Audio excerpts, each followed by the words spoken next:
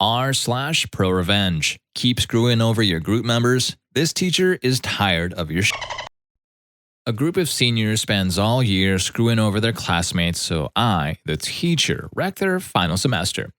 This is my first post here, and for reasons that will soon become obvious, this channel speaks to the depths of my soul. It's also a very long one because I want you to delight in my destruction.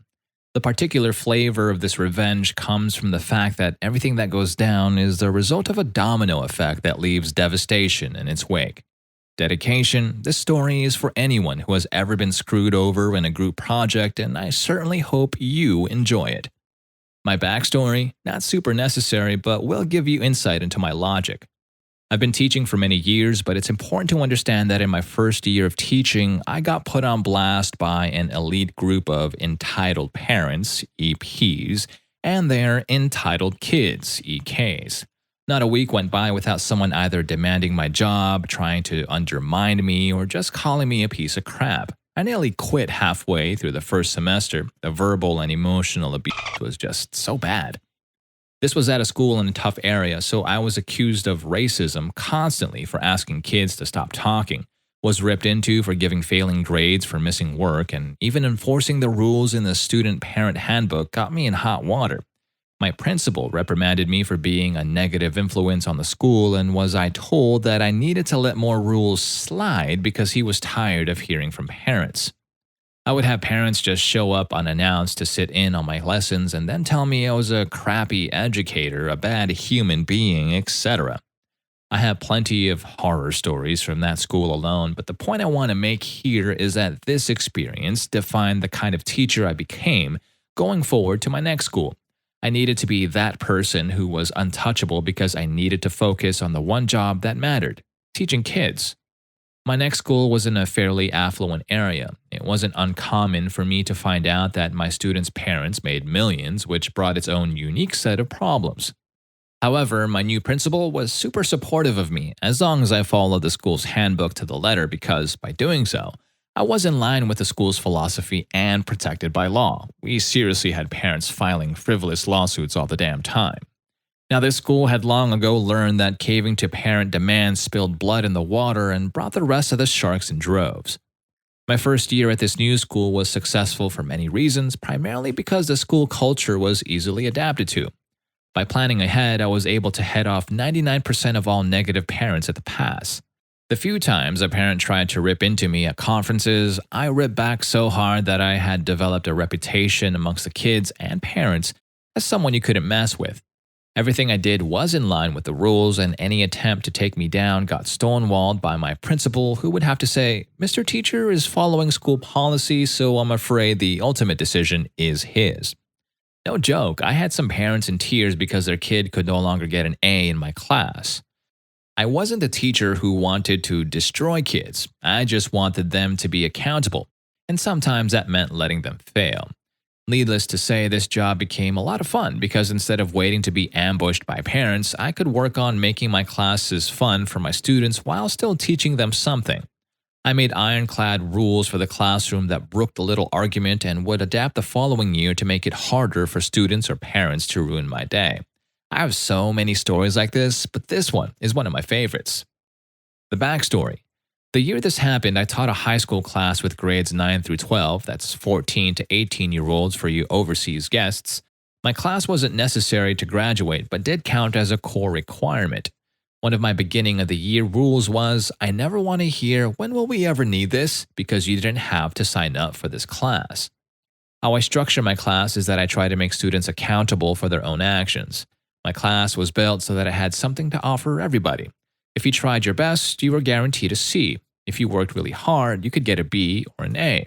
I would bust my ass to help a student with any reasonable request.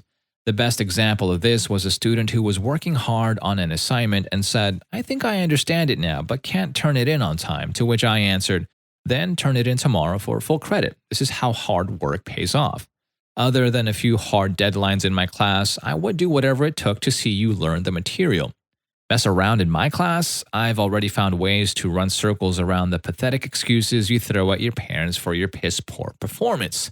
It sounds callous, but I was a teacher who would stay for 90 minutes after school to help you catch up, to help fix your project for another class, or even to listen to you cry about your parents' divorce. But if I caught you goofing off in class instead of doing your work, my rule was that at least 70% of class time was intended for homework, quizzes, etc. I would warn you a couple of times, email your parents, and then wait to see if they even gave a crap. If they didn't, I would let you keep digging that hole until you were hip deep in water and begging for a ladder. And then I would toss you a rope instead. You could still climb it if you tried hard enough, but a lot of kids would just cry until that hole caved in and buried them. I also utilized my school's online grading assignment system for nearly all of my assignments, which meant I could document when a student looked at the assignment, how long it took them, etc. All of this allowed me to see what my students were doing when they did it, and also to see if they were plagiarizing. This was one of the tools that helped me make important decisions about leniency, and also allowed me to say things at conferences such as, "Of course the test was hard, your child didn't attempt the 9 homework assignments until 11 p.m. the night before the test." Being able to prove that a student wasn't trying made it impossible for blame to be laid unfairly at my feet. It also meant the worst kids avoided my class. Bonus. However, this year something magical happened. Every other year I would get a wave of kids who just wanted to screw around and blame everyone else for doing poorly. At the end of the year, students would trash talk to me, my class sizes would drop the following year, then I would receive high praise from those kids. So everyone would sign up and so on and so on. But this year, not only did I get a giant wave of knuckleheads, but they came in with parents who loved to make trouble. I had already heard tales of some of these parents. Other teachers were just dying to hear stories about our interactions because these parents were very much entitled. They would name drop lawyers when they didn't get their way, try to badger teachers into giving their kids extra credit, and would largely deny any wrongdoing on their kids' part. These were the parents who would get called in because their student was busted cheating, then accuse the teacher of making the class too hard and therefore validating their student's need to cheat. So about these knuckleheads, it was a group of roughly 7 senior boys who all shifted their schedules to be in the same period as each other. The other teachers could not believe that I had all of them at the same time, but I just shrugged it off. Every week, the staff lounge was dying to know how I dealt with their shenanigans, but for the most part, I had shut down most of their crap from day one. I actually got along very well with them, despite their constant goofing, because they had mastered the ability to appear busy and didn't distract my other kids. Then came the first group project. My class size was just right for 7 groups of 4 to form. The Idiot Collective formed 2 groups of 4 by pulling in a kid who had been absent on the first day of the project. Now, these 2 groups crashed and burned on this project super hard for several reasons, but the biggest was that A, they messed around during class time, and B, put off a 2-week assignment until the weekend before and then dumped all the work on everybody else, which resulted in everybody doing the minimal effort. I handed out the crap grades and was immediately pulled into parent conferences with several of them, one at a time, obviously. Every meeting was the same. "My kid did all the work, so he doesn't deserve a bad grade." Or, "My kid didn't understand the assignment," to which I handed over my hyper-specific rubric, which is a checklist for how I grade things. I never wanted to be accused of grading based on not liking a kid. These largely went like this. EP, "My kid did all the work and I don't think it's fair it should hurt his grade." Me, "Here is the work your student turned in," hands it over. "Here is my rubric, which I printed and emailed to your student the day the project started," hands it over. "And as you can see, I have itemized the grading for ease of use. I would be happy to go over the grade your student earned." EP reads through all the evidence, looks at kid. "Where are the missing parts?" Student, My group members were responsible for that." Me, "I can't grade what I never received, so I can't reasonably just raise your kid's grade. Sorry." Now, good news for all my students. I make assignments worth more throughout the semester with the idea that kids who screw up early can make it up later by working hard. I seed extra credit throughout the semester, and all of these parents are disgruntled but happy to hear that their entitled embryo can still get an A in my class. Now, the end result of these meetings was that it clearly wasn't my fault. Remember, I had all this data to prove that I made every effort to contact everybody, etc. So it must be the other kids' fault. So these parents all decide that their perfect angel is no longer allowed to work with their previous groupmates.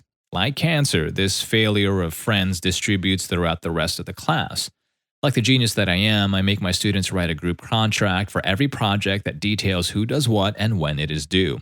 Why is this important? Because the contract provides me the documentation necessary to allow me to dismiss a bad group member and give them a 0 without their parent messing all over my day. So here is where the problem begins manifesting. These seniors begin bouncing from group to group like cancerous ping pong balls, wreaking havoc. I let students choose a group, so these seniors are desperately integrating with anybody that will have them. Because of my class size, every group has at least one coddled child to deal with, and these children just end up rotating until all of my students have worked with one of these seniors at some point. Now I'm getting constant complaints from parents of other kids about these boys. Their kid wanted a good grade, which means they ended up doing all the work while the senior slacked. This is usually after the fact, at which I bring up, I would love to yank that leash out of your grade pool, but you have to use the contract. Students don't want to say anything because they fear retribution from the seniors, but I can't do anything because I'll be accused of harassment. The contract can't provide me with the leverage I need to prove that these kids were doing no work because these seniors have been playing with their parents for years. I make my class size utilize Google Docs because the changes are timestamped. No joke, I've had students produce all the work the morning of a parent meeting to try and lie their way out and make me look like a piece of crap, but that timestamp is a godsend. Luckily, my class is balanced. A crappy groupmate can make things hard but not undoable, and parents are appeased that I have an out for their kid but disappointed that their kid doesn't use it. Every time I announced a group project is on the way, some of these seniors sucker up to the other kids to the point that it's expected that a spot will be made for them. I'm talking buying kids' lunch, bringing them gifts, etc. Seriously, the day before a group project starts, all of the seniors now sit at separate tables from each other so that they could pull the "I'm already here, let's be in a group" card, which works most of the time. The strain on class morale is difficult, but I'm biding my time. The other students are grabbing at extra credit opportunities constantly so that their grades can absorb the blow, and parent complaints are completely mitigated because I am still offering every chance for success. My principal has a copy of my syllabus in his computer so that he can quote student policies that the parent signed off on.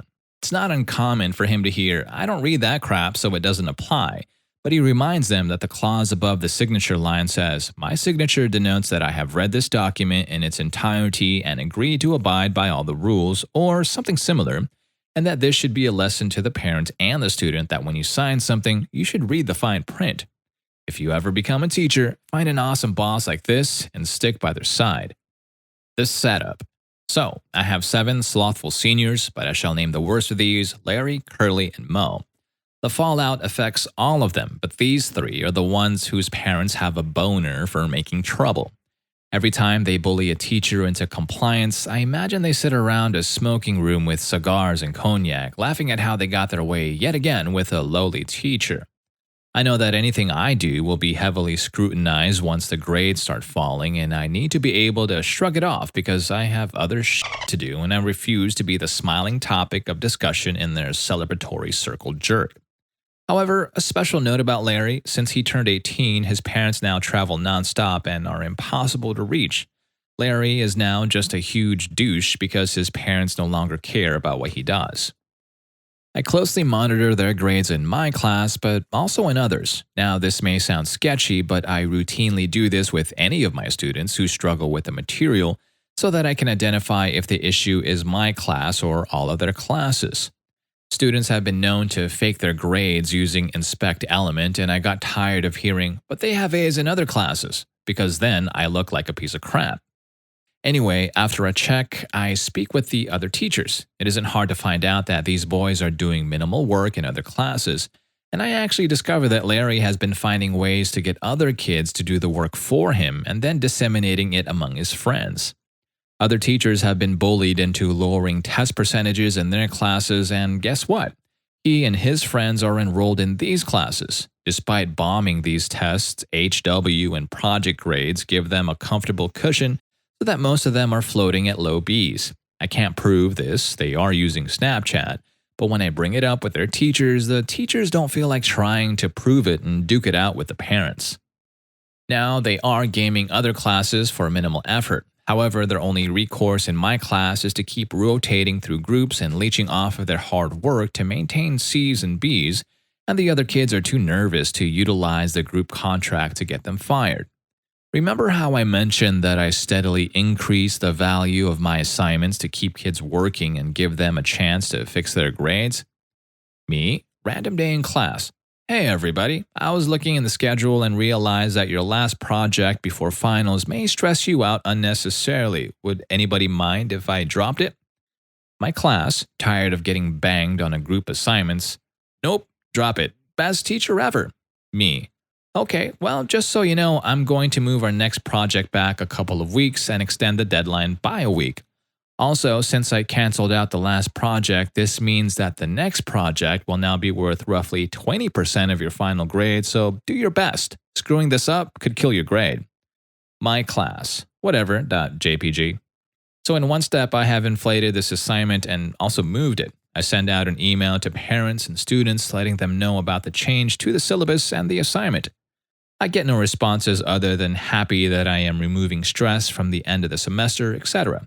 I actually did this primarily because another teacher, who was a huge douchebag, plunked down a monster project that same week, and I knew it would burn out my students prior to finals, so figured a break was in order. Win-win for me, really.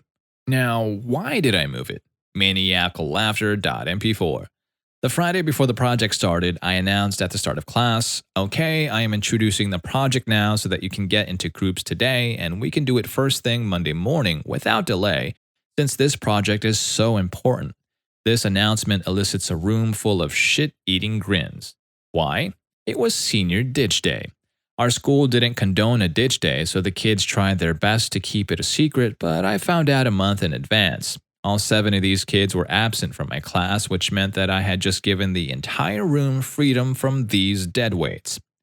Immediately, groups are formed, and even better, I had a couple of kids transfer out of my class during the semester, which meant numbers-wise, these knuckleheads will have to work on this last group project together in 2 groups.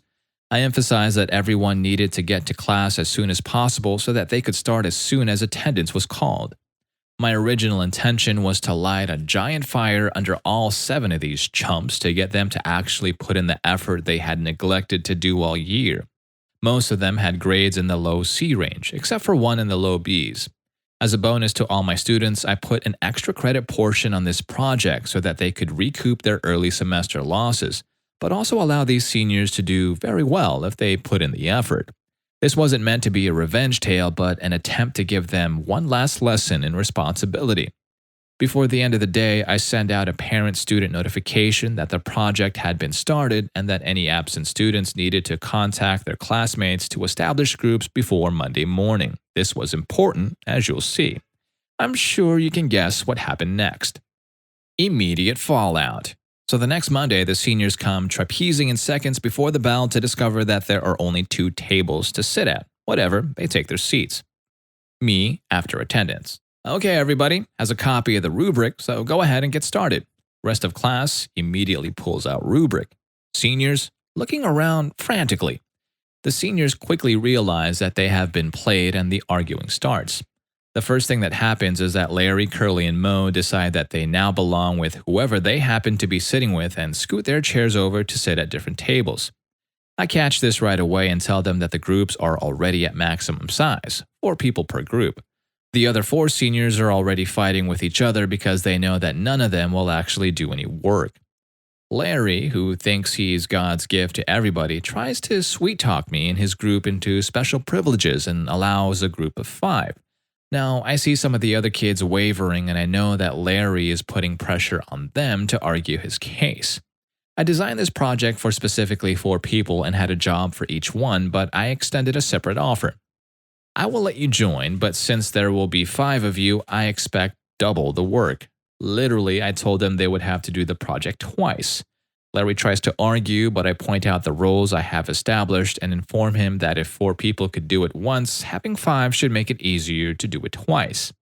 Sounds like a dick move on my part, but I have now intimidated the other kids into saying hell no and even have them put it to a vote. Unsurprisingly, Larry is the only one who votes that this is a good idea, and when the other kids catch wind of my offer, they physically shoo off the other seniors trying to pull this deal as well. You will all be delighted to hear that the rest of the period for my seniors is spent arguing over who will work with who. They end up forming 3 groups, and I nod my head, making sure they have the rubric and then wish them the best of luck. Being the smart teacher that I am, I email Curly's parents and Mo's mommy that they have chosen to work with each other. Mo's mommy shows up to argue with me all the time, but has quickly learned I won't take her crap. At a previous meeting, she even laid into Mo and told him, "I'm tired of fighting all these battles with your teachers, and I'm starting to think you're the problem." But I suspect this is for show. Curly's parents email me back and say they will make sure Curly writes a group contract. You see, Curly has sold himself as the best student ever. Clearly, he will do the work and fire his classmates. Mo's mommy immediately requests a meeting with me. Per school policy, I do not have to respond to an email for 48 hours. I wait until hour 47 and email a non-committal, "I would love to meet, when are you available?" and wait for a response. I then wait for another 48 hours to inform her of a time the following week that works for me. Now, some of the other senior parents have emailed me angrily demanding that I let their kids to choose work with the bad kids again. I had to inform them that I didn't expect all of them to be absent. Immediately, some of my seniors get burned at home because they ditched, and their parents tell me just try to help them pass, which I agree with. Some of them need this class for graduation after all. Mo's mommy, on the other hand, shows up ready to wage war. She starts by demanding that I put Mo in a different group. I decline because the project has now been going on for a week and it wouldn't be fair. She demands that I add him to another group. They're all full and students have already done the lion's share of the work. She demands that I let him work by himself with an extension. I gladly offer him an extension and slide a copy of the rubric over to him, and he goes white.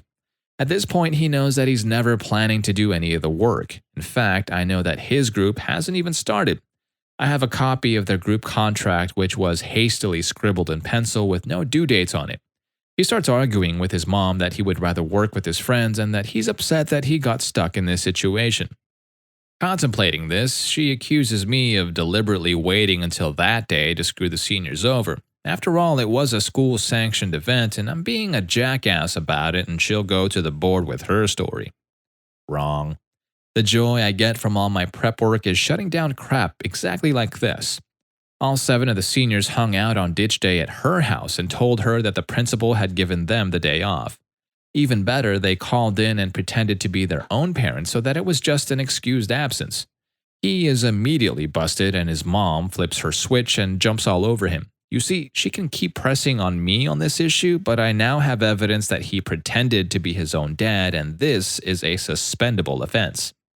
I buy myself into her graces by telling her that I had no idea that senior ditch day was that Friday, but I gave her kid a free extension on the homework that was due because I thought seniors deserve their own traditions, blah blah blah blah blah. She buys it. Also, I can prove that I emailed him and her and gave them plenty of notice before Monday morning that they needed to pick groups before something like this happened.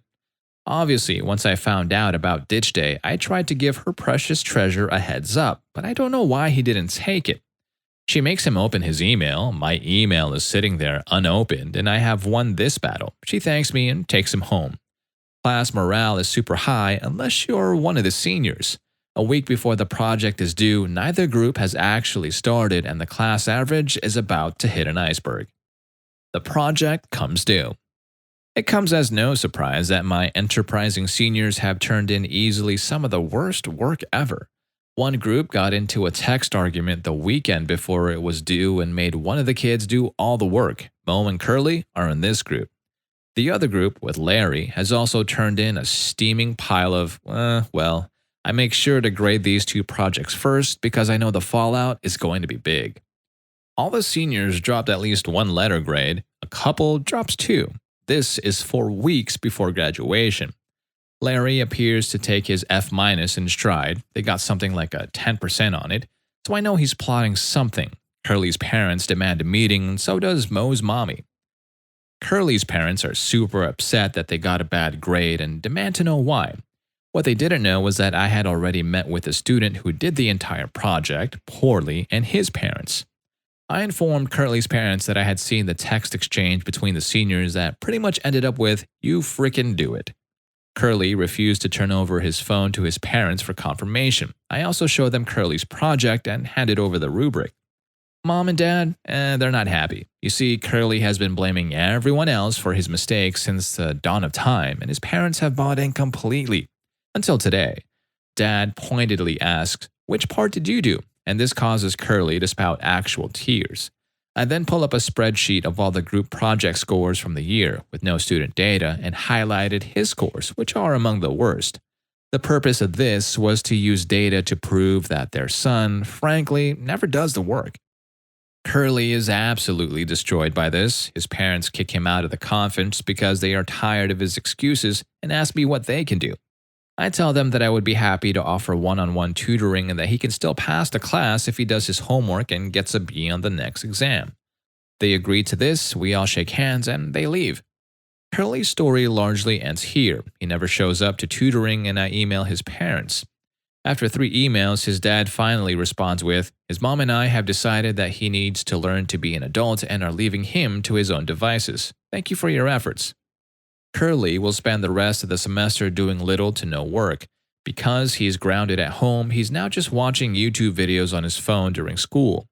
The ripple effect is glorious because now Curly is doing this in all of his classes. I speak with his teachers and they all email that he has quit doing work in class and get the same reply I did rather than the vehement responses they are used to. When Curly fails his classes, he still graduates, but his parents have informed him that they are no longer paying for his college and that it's time to get a job. Mo's mommy flips her mind and demands answers. Unfortunately, Mo is in the same group as Curly and she gets the same answers from me.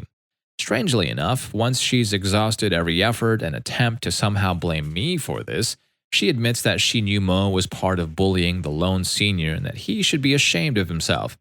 She deliberately tried to blame me, but outed herself once she knew that I already knew everything. Super annoying, but I agree to help tutor him one-on-one, which makes her happy.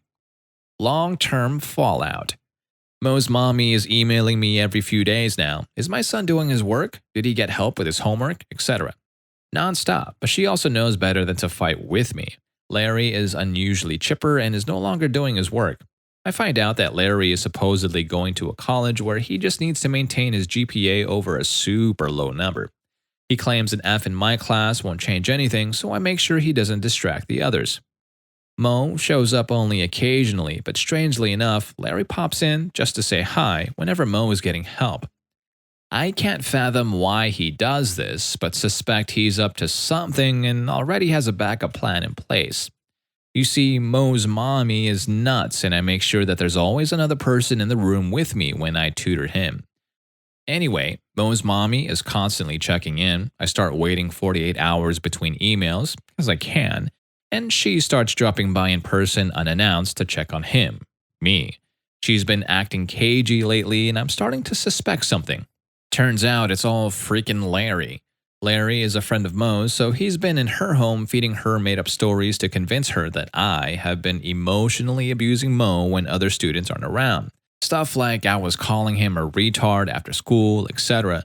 And then telling her, you can even have the school check the cameras to see that I'm there. This starts a whole thing where she's now demanding answers from the admin. But Mr. Teacher is smart. Admin asks me about details regarding my interactions with Mo, and I end up sitting down with my principal, Mo, and Mo's mommy.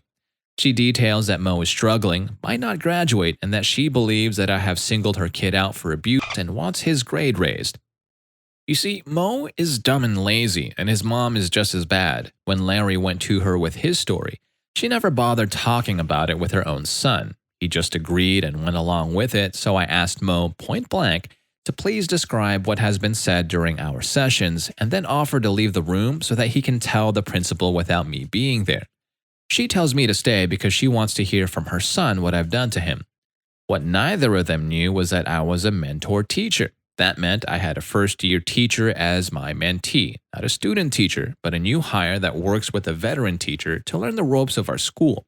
And I had her working on grades and such in my room after school. You need so many contact hours. on the days I agreed to meet Mo.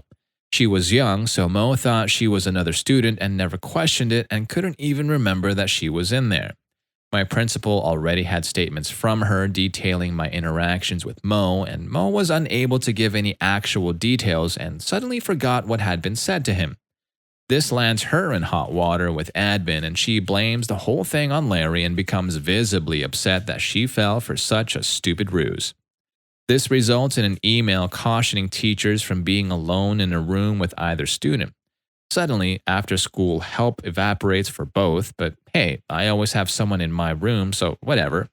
After that meeting, Larry is now suddenly super concerned about his grade. I rationalize that he was hoping to burn me out of my job and then use the fallout to get a free passing grade. Obviously, it doesn't work, so screw Larry.